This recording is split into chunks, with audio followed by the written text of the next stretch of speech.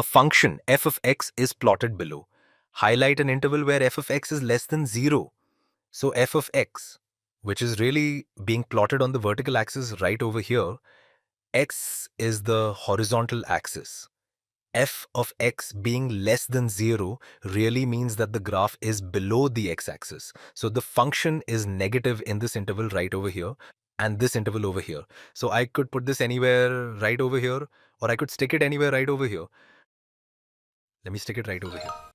There we go. Got it right. Let's do a couple more. So the function is plotted below. Highlight an interval where f of x is greater than 0.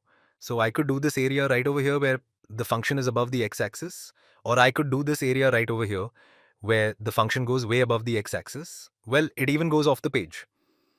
So let's stick it right over here. Let's do one more.